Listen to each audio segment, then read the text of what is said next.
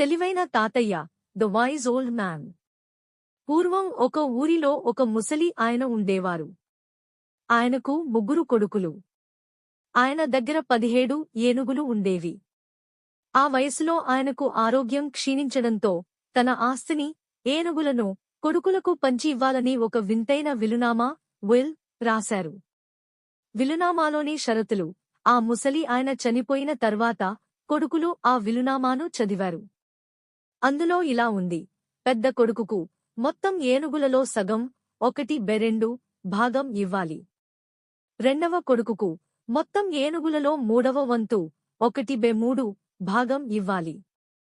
చిన్న కొడుకుకు మొత్తం ఏనుగులలో 9వ వంతు, 1/9 భాగం ఇవ్వాలి. సమస్య: కొడుకులు లెక్కలు వేయడం మొదలుపెట్టారు. కాని అక్కడే పెద్ద సమస్య వచ్చింది. మొత్తం ఏనుగులు 17. 17లో సగం అంటే 8.5 ఏనుగులు. 17లో 3వ వంతు అంటే 5.66 ఏనుగులు.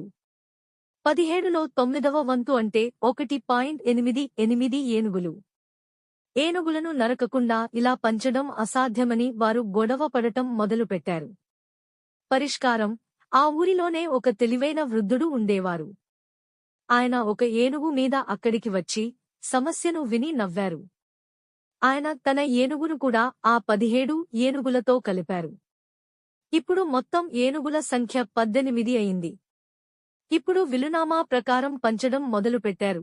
పెద్ద కొడుకు 18లో సగం, 18/2, 9 ఏనుగులు. రెండవ కొడుకు 18లో 3వ వంతు, 18/3, 6 ఏనుగులు. చిన్న కొడుకు 18లో 9వ వంతు, 18/9, 2 ఏనుగులు.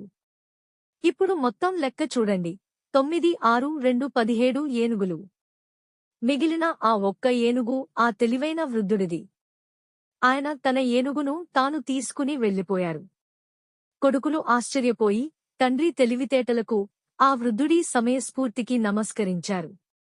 ఈ కథలోని నీతి: జీవితంలో కొన్ని సమస్యలు కేవలం కష్టపడితేనే కాకుండా అనుభవంతో కూడిన ఆలోచనతో మాత్రమే